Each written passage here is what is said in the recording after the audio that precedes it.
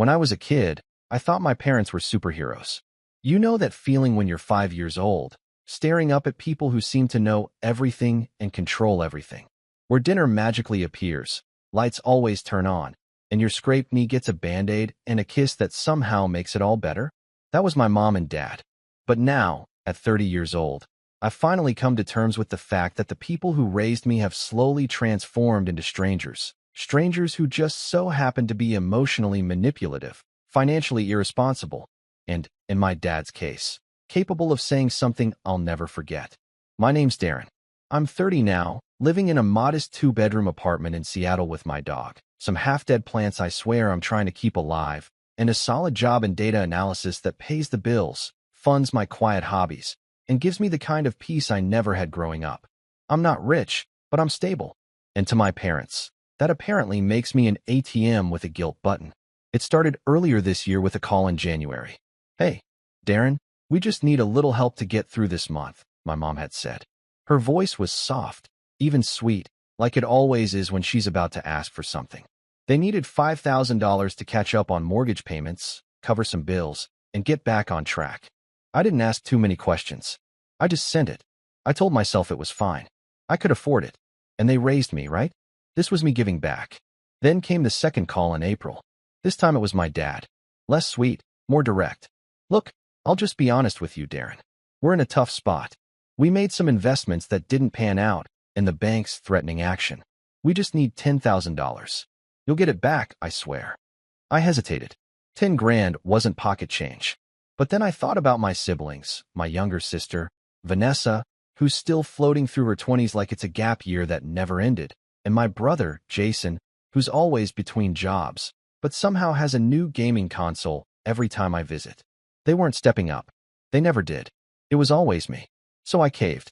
Again, wired them the money, told them it was the last time, and tried not to think about what they were doing with it. But in the back of my mind, something started to crack.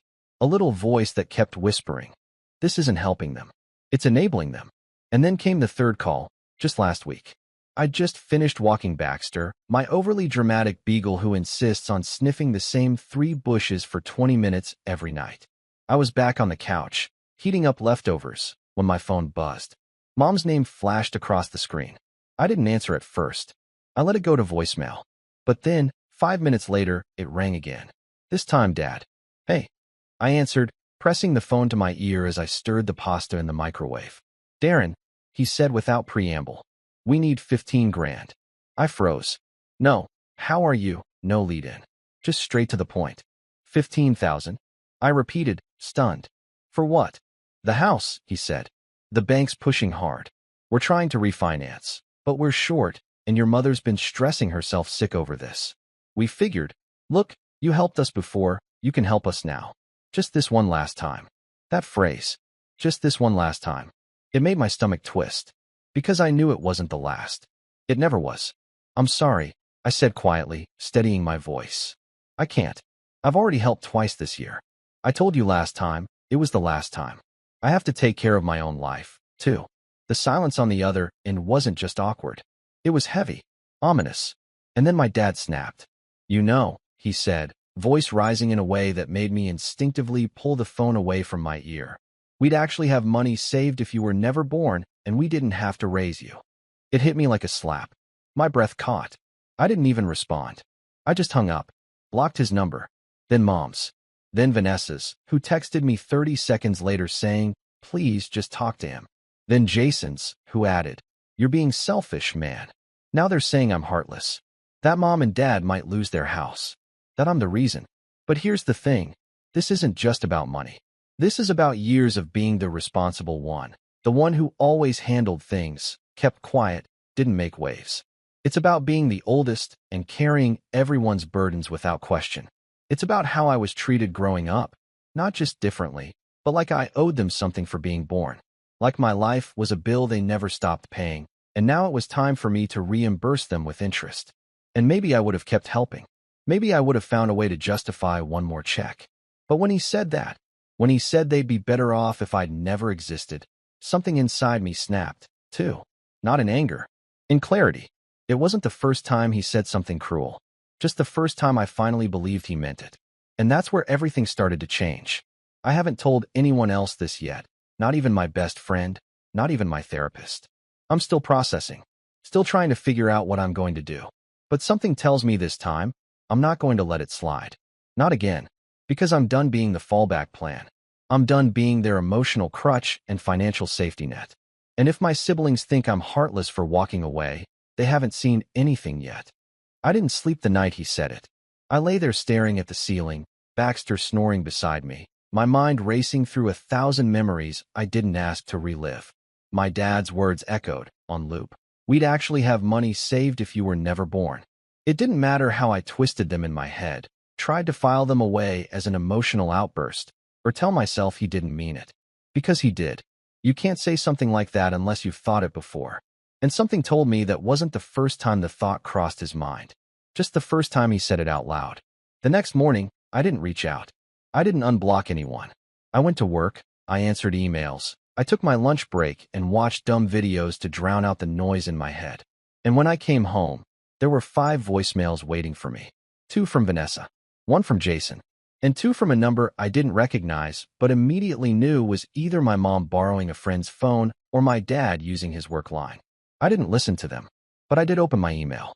There, sitting in my inbox like a digital grenade, was a message titled, "We need to talk, Darren." It was from my mother. Against my better judgment, I opened it. "Darren, I don't know what your father said on the phone, but I'm sure it came out wrong. He's under a lot of pressure, and sometimes he says things he doesn't mean. Please understand that we're not trying to hurt you. We're just in a very difficult position. The house means everything to us. We raised you kids there. Every holiday, every memory, it all happened inside those walls. We don't want to lose it. But if we don't get the funds by the end of the month, we might. Your siblings have their own struggles right now. You're the only one who's stable enough to help. And frankly, we don't know what else to do. Please call me back. I miss you. Love, Mom." I read it 3 times. Not once did she apologize. Not once did she acknowledge what my dad said, really said. Not once did she ask how I was doing. It was a carefully worded guilt trip, and I could practically hear her rehearsing each line in her head before typing it. It wasn't a message from a mother to her son. It was a plea from someone who saw me as their last resort. Their golden goose. I didn't reply. That weekend, I got a knock on my door. At first, I thought it was my neighbor. He sometimes swings by when Amazon accidentally drops his packages at my door. But when I looked through the peephole, my stomach dropped. It was Vanessa. She was bundled up in a long camel coat, her hair piled into a messy bun, holding her phone in one hand and a coffee in the other like she'd just stopped by casually. Like this wasn't incredibly intrusive. I didn't open the door. Not right away.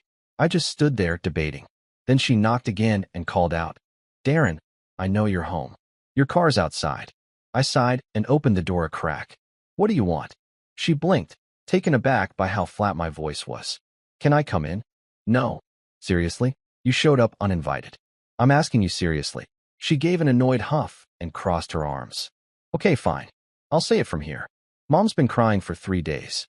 Dad's barely eating. You can't just ghost the whole family because of one phone call." I clenched my jaw. "You don't know what he said." "I don't care what he said," she snapped. "He was upset. You're not being fair." I just stared at her. I couldn't even form words at first. "You don't care what he said?" I repeated, slowly. "Vanessa, he told me they'd be better off if I was never born." She didn't respond. She looked away, eyes suddenly shifting to the cracks in the pavement. "Yeah," I said bitterly. "That shut you up." "He didn't mean it," she muttered, finally. "He just lashed out. Look, I get it, okay? They messed up. But you know Dad. He doesn't apologize, but that doesn't mean he doesn't regret it." I almost laughed. "He doesn't apologize? Why is that an excuse?" "It's just who he is," she said with a shrug, as if that explained everything. As if all these years of verbal jabs and manipulations could be filed away under just his personality. "No, Vanessa, it's not just who he is. It's who he chose to be." She looked at me again, this time with something colder in her eyes. "You think you're better than us because you have a job and a savings account." I was stunned. "What? That's what this is really about, isn't it?" she said, stepping forward. "You've always been the favorite in the eyes of outsiders. The one who got out. The one who made it. But you're just as selfish as the rest of us. You just hide it better." I stared at her, feeling something shift inside me.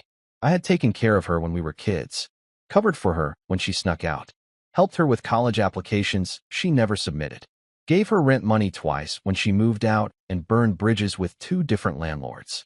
And now here she was, standing on my doorstep, calling me selfish. "Go home, Vanessa," I said quietly. "This conversation is over." She didn't move. "I mean it," I said. "You crossed a line. All of you did. And I'm done pretending this family isn't broken." Her face tightened. "You'll regret this." "Maybe," I said, and shut the door. That was the first time I truly felt the break. Not a crack, a full sever. And then came Jason. He showed up 3 days later. I don't know how they coordinated it, but the knock on my door felt like déjà vu. This time, I didn't answer. I stayed on the couch and waited for him to go away. He didn't. He waited outside for nearly 15 minutes, then slid a note under my door. It said, "You can't turn your back on blood. They won't say it, but they need you. We need you." There it was again. We. As if this was some shared burden, as if they'd ever lifted a finger to help me when I needed it. Jason had always been the charming one, the peacemaker, the one who laughed off every problem until someone else dealt with it. And now he was trying to pull me back in with poetic little notes and emotional blackmail. But the worst part, the real twist of the knife, didn't come from any of them. It came from the letter I got in the mail 5 days later. It was addressed to me in my mother's handwriting. Inside was a printout of a loan application, a joint loan, with my name on it, and a forged signature. At first, I didn't even understand what I was looking at. Then I saw the amount, $20,000, and the lender, a local credit union I'd used years ago for a car loan. My chest went tight. My hands started to shake. I called the bank immediately, and after verifying my identity, they confirmed it was already being processed. The funds hadn't been disbursed yet, but the application had been submitted. My own parents had forged my signature. I don't know what scared me more, that they had the audacity to do it, or that they'd clearly planned it. I hung up the phone, heart pounding, rage boiling, and sat in silence for a long time. And in that silence, something in me hardened. This wasn't just about a toxic family anymore. This wasn't about guilt or obligation or even forgiveness. This was war, and I was done playing nice. I didn't cry when I saw the loan documents. I didn't scream, or call them, or throw anything against the wall like you'd see in a movie. I just sat there, the papers shaking in my hand, my stomach in knots, and I went completely still. The kind of stillness that comes when a part of you shuts down. A quiet implosion. I called the credit union first, then the fraud department. I filed a report, explained that the signature was forged, that I had never agreed to the loan. I was put on hold multiple times, transferred between departments. I had to fax over copies of my driver's license and old signatures. I had to write a statement explaining everything. And when the woman on the other end of the line finally said, "Okay, we'll halt the processing," I felt a brief, fleeting sense of relief. Until she added, "We'll also have to investigate the origin of the application. If the names you gave match our records and someone used your identity, this could become a legal matter. Are you prepared for that?" Prepared? I wasn't even sure how to breathe. I said yes. What else could I say? After I hung up, I sat in my kitchen for hours. Baxter curled up at my feet, sensing something was wrong, but not understanding what. I looked around at the life I'd built, modest, stable, mine, and felt it wobble like it was on glass legs. Not because of the money, but because it was the last straw. How do you come back from that? My parents had always been manipulative. They twisted guilt into an art form. But forging my signature for a $20,000 loan? That wasn't just desperation. That was betrayal on a level I didn't know they were capable of. And suddenly everything from my childhood looked different. I remembered the times my allowance went missing, only for Mom to say I must have spent it and forgot.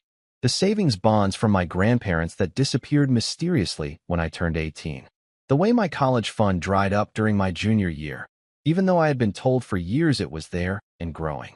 Back then, I had blamed bad investments, like they said. But now I wasn't so sure. The fall didn't happen all at once. It never does. It came in waves. I stopped sleeping well. I started skipping meals without realizing it. My work started to suffer. I'd be in the middle of writing a report and suddenly find myself staring at the screen, not remembering what I was even doing. My boss pulled me aside after a week and asked if everything was okay. I lied and said I was dealing with some health issues. He nodded with concern and told me to take whatever time I needed. So I took a few days off. Not to rest. To clean up. I made copies of every message, every email, every document. I opened a secure folder on my computer. I password locked my online banking and set up alerts for every transaction. I even spoke to a lawyer, an old college friend who specialized in family and financial disputes. I didn't tell him everything, just enough. He told me what steps to take, how to protect myself, what documentation to save in case this escalates. That phrase chilled me. In case this escalates. As if we weren't already on a cliff's edge. But through all of that, I didn't talk to anyone about it. Not even my closest friends. I didn't want pity. I didn't want to answer the inevitable question. Are you going to forgive them? Because I didn't know. All I knew was I felt hollow. Like someone had scooped out everything good in me and left a shell behind. The lowest point came the night after I got an email from the credit union's fraud team. They confirmed the IP address on the loan application had come from my parents' neighborhood. That was it. The confirmation I didn't want but already knew. No more room for denial. I went for a drive that night. It was cold. Rainy. Baxter curled in the passenger seat while I drove aimlessly through Seattle's side streets, the city lights bleeding through the windshield. I pulled over near the waterfront, shut off the engine, and just sat there. I thought about calling them. Just once. Maybe to scream. Maybe to cry. Maybe to ask them why. But the phone stayed in my pocket. Because I already knew what they'd say. They'd deny it. Or worse. They'd say it was my fault for not helping them when they asked nicely. That night, I realized something. I wasn't grieving just the betrayal. I was grieving the illusion of who I thought they were. I wasn't their son. Not really. I was their safety net. Their retirement plan. Their bailout fund. And the second I said no, they cashed out anyway. That's when the rise began. It didn't start with some grand epiphany. No Rocky-style training montage. Just a quiet morning where I woke up, made coffee, and decided to take my life back. The first thing I did was call HR at work. I told them I needed a referral for mental health support. They gave me a list of therapists, and by the end of the week, I had my first session booked. Her name was Mel. Mid-40s, kind eyes, no-nonsense attitude. I told her everything, slowly, carefully. She listened. She didn't rush to tell me it would all be okay. She just let me be, which was exactly what I needed. In our third session, I asked her, "Is it normal to feel like your whole childhood was a lie?" She nodded and said, "It's normal to feel that way when the people who raised you turn out to be something else. But that doesn't make you a lie. It just means you survived." Survived. That word hit me hard. I wasn't broken. I was a survivor. And survivors rebuild. I started journaling. Not every day, but often enough to get the thoughts out of my head and onto paper. I went back to work with new focus, slowly regaining my rhythm. My boss noticed. He gave me a quiet thumbs up in a meeting that made me smile more than it should have. I took up running again, something I hadn't done since college. It wasn't glamorous, just laps around a nearby park with Baxter in tow, but it felt good to move, to sweat, to let my body remind me I was still here. I also started setting boundaries in ways I never had before. I blocked any number I didn't recognize. I told mutual family friends, when they called or messaged, that I wasn't discussing the situation. If they pushed, I ended the conversation. I didn't need anyone's approval or permission to protect my peace. But the most important shift happened quietly, in the way I started thinking about myself. For the first time in years, I stopped defining my worth by how helpful I was, by how much I could give. I started asking what I wanted, what I needed, and I realized I wanted more. More joy, more space, more distance from the wreckage of my family's dysfunction. So I started planning. I made a list. Things I'd been putting off because I was always waiting for the right time or saving just in case. Travel, classes, even small things like upgrading my furniture or trying new recipes. I bought a new mattress, booked a weekend trip to Vancouver, signed up for a pottery class at a local art studio just because it sounded fun. None of it was extravagant, but it was mine. Every choice, every dollar spent, it was for me. Not for someone else's emergency, not for someone else's guilt trip. And each one felt like reclaiming a little piece of my identity. And slowly, very slowly, I started feeling like myself again. Until one day, a letter arrived. Not an email, not a call, a physical letter. Handwritten, no return address. I almost didn't open it. But curiosity won. Inside was a single page. "Darren, I don't expect you to forgive me, but I need you to know that your mother didn't know about the loan." That was me. She didn't want me to do it. We fought. She cried. I did it anyway. I know you probably hate me now. I deserve that. But I need you to understand. I wasn't trying to hurt you. I just didn't see another way. We're losing everything. Dad. That was it. No apology. No promise to fix it. Just an explanation that shifted the blame and begged for pity. But instead of rage, all I felt was nothing. Not coldness. Not even resentment. Just the confirmation of something I'd already known. He wasn't sorry. He was desperate. And desperate people don't change unless they're forced to. Which meant if I wanted closure, peace, or even just distance, I'd have to make it happen myself. And I would. Because I wasn't that scared little kid anymore. I wasn't the responsible one or the fallback plan. I was done surviving. It was time to take control. It took me a week to decide what to do with the letter. I read it twice the first day, folded it neatly, tucked it in the back of a drawer I rarely opened. Not because I wanted to keep it, but because something told me I might need it later. And when you're dealing with people like my father, you learn quickly that everything is evidence. Even his pathetic attempt at a confession. Mel, my therapist, asked me what I wanted to do next. Honestly, I told her, I want to disappear. I want to walk away from all of it and never look back. She nodded. Then why haven't you? I hesitated. Because the truth was, a part of me wanted to disappear, but a bigger part of me wanted them to watch me disappear. I wanted them to feel it. I wanted them to sit in the house they almost lost, surrounded by unpaid bills and failed schemes, and finally understand that the person they always assumed would catch them was gone. Not angry, not yelling, just done. But more than that, I wanted them to answer for what they did. Not just to me, but to the version of me that wasted decades trying to earn love that was conditional. The kid who believed that if he gave enough, been enough, stayed quiet enough, he'd be enough. So I stopped thinking about forgiveness, and I started planning revenge. Not the dramatic, movie-style kind. I wasn't going to key their car or burn bridges on social media. That wasn't me. I was going to take back what they stole, and then some. But first, I needed to understand exactly what I was dealing with. I started with their house, the one they were so desperate to save. It took some digging, but public records are public for a reason.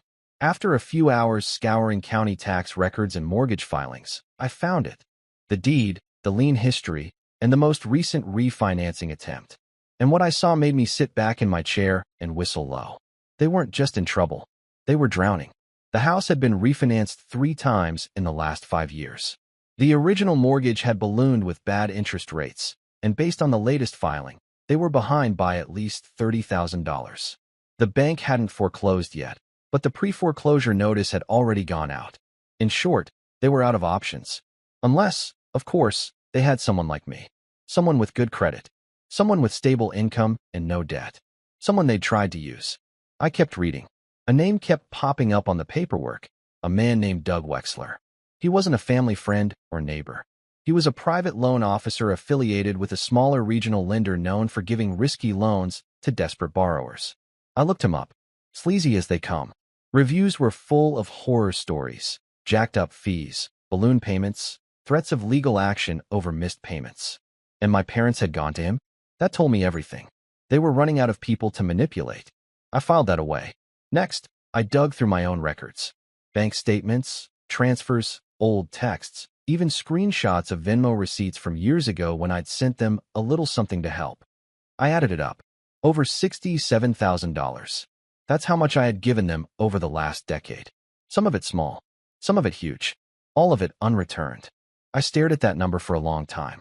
Then I pulled out my phone and called someone I hadn't spoken to in years. Her name was Gina. She was my mom's cousin. We hadn't been close growing up, but I remembered her being one of the few adults who saw things. She was blunt, smart, and always had this way of calling out family BS without flinching. "Darren?" she said when she answered. "Wow, I haven't heard from you in what, 10 years? 8, I said. "But yeah, a while. What's going on?" "I need some context," I said. "About my parents. About the family." There was a pause. "Is this about the loan they tried to take out in your name?" My stomach dropped. "How did you know?" She laughed, but there was no humor in it. "Because they tried the same thing with me last year. Didn't get far." I shut it down fast. "But they're scrambling, Darren. They've burned a lot of bridges." I exhaled slowly. "Why didn't you tell me?" "Because I figured you were still playing the role of good son. Didn't think you'd believe me." I sat with that. She wasn't wrong. Gina and I talked for over an hour. She filled in gaps I hadn't even known existed. Turns out, my parents had borrowed money from several relatives over the years. Small loans, big loans, everything in between. My mom had even told one cousin that Darren's doing great. He promised to pay it all back once he gets promoted. They were using me as collateral for other lies. I asked Gina if she still had any of the messages or paperwork. She said yes. I asked her if she'd be willing to share it. She didn't hesitate. That was step one. Step two was contacting the credit union again, this time to press fraud charges. Not just cancel the loan. I wasn't playing nice anymore. The rep explained that since the application had been stopped before the funds were released, it fell into a gray area. But if I pursued it formally, they'd be required to investigate, and it could become a legal matter for the person who submitted the form. "Do you want to proceed?" she asked. "Yes," I said. "I want a full investigation." And just like that, I stopped being their son and became their liability. Step 3 was protecting myself. I froze my credit with all 3 bureaus, set fraud alerts, updated my legal will to exclude them completely. I even added a line stating that any claim of dependency or financial ties to them was false and should be considered attempted fraud. Mel said I was finally establishing boundaries. But it felt like more than that. It felt like justice. Then came the opportunity one hadn't expected. My job had recently partnered with a local financial literacy nonprofit to offer mentorships for young adults trying to escape cycles of generational debt. They were looking for volunteers, people with experience navigating family financial abuse. I signed up. It was weird at first, talking to strangers about money, about shame, about boundaries. But every time I told a piece of my story, I felt lighter, stronger. And every time someone nodded and said, "That's exactly what I'm going through," I realized I wasn't alone.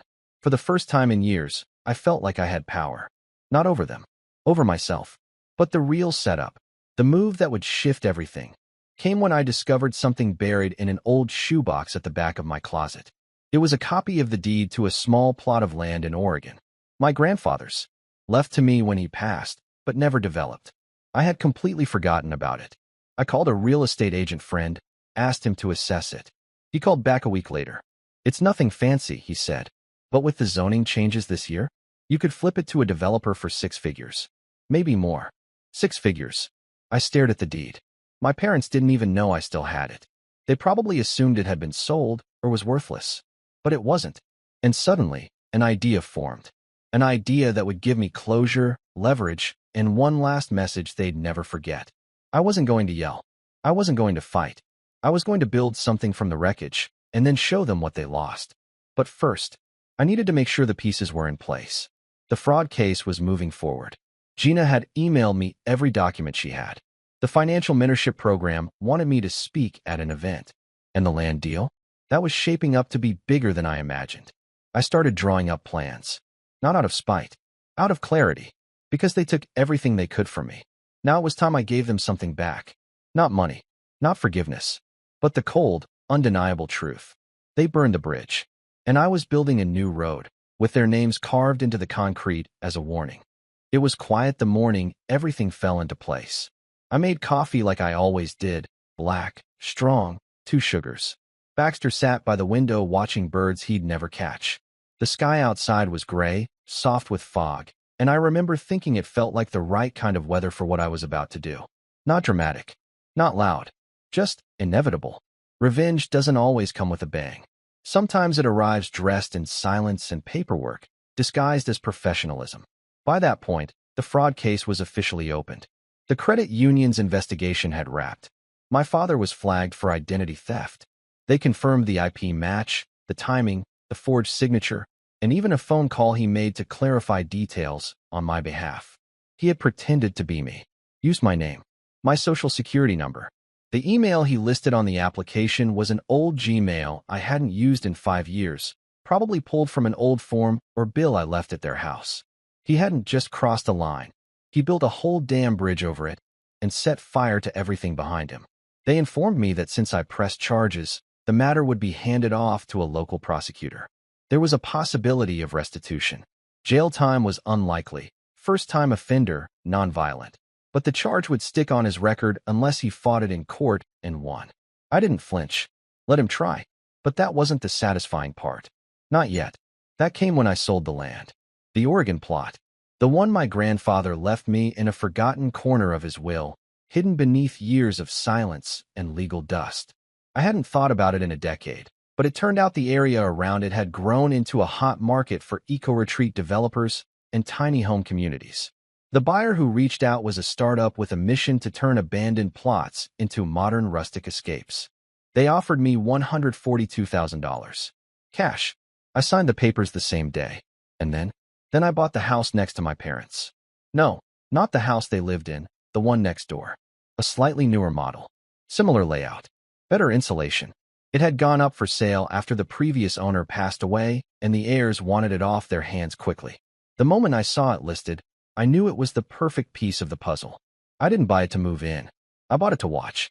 To remind them, every day, that I wasn't hiding. I wasn't struggling. I wasn't begging anyone for help. I was thriving. And I made sure they knew it. The first time I visited the property, I parked in front of their house, just long enough for my mom to peek through the curtains. I waved. She didn't wave back. The second time, I brought a contractor. We stood on the lawn, pointing at the fence line, talking about landscaping, tree removal, and remodeling plans. My dad came out to take the trash and saw me. We locked eyes. He didn't say a word, just turned and walked back inside. By the time the third visit rolled around, I had a key and an idea. I installed security cameras that faced their driveway, but not illegally, just enough to make them wonder. I had the siding redone, a new mailbox installed, and I had the contractor leave a for lease, contact Darren sign in the window for 2 weeks. It was a fake number. No one would answer, but it sent a message. I'm not going anywhere, and I'm not yours anymore. Meanwhile, the family began to fracture. Gina told me that once the fraud charges hit, the ripple effect was immediate. The extended relatives started pulling away. People who had quietly lent my parents money realized they weren't the only ones. The group chats dried up. Invitations stopped. And when the rumor of the criminal investigation reached the church committee my mom volunteered for, she was asked to take a break from leadership. Vanessa reached out, one last time. A long, emotional text full of half-baked apologies, blaming stress, economy, mental health, family pressure, and how hard things have been since Grandma passed. She didn't mention the loan. She didn't mention what my dad said. I didn't respond. Jason emailed, not to apologize, but to ask for advice on how to rebuild trust with people after things fall apart. I told him to start with honesty. He never replied. And my parents? They went silent. Utterly, completely silent.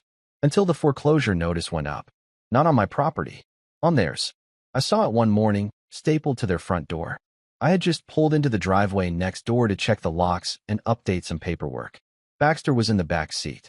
I glanced over, saw the paper flapping slightly in the breeze, and just stared. It was official. The bank was reclaiming their home. They had 60 days to vacate. I didn't smile. I didn't feel joy, but I felt something I hadn't felt in a long, long time. Peace. They had every chance. Every opportunity to turn things around. I had given them more than most children ever do. Forgiveness, patience, money, time. And still, they had chosen to betray me, manipulate me, and attempt to steal from me. They didn't need a lifeline. They needed consequences.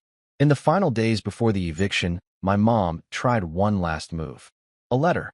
No envelope. Just folded, taped to my front door at the house next door. I knew her handwriting. It was brief. No greeting.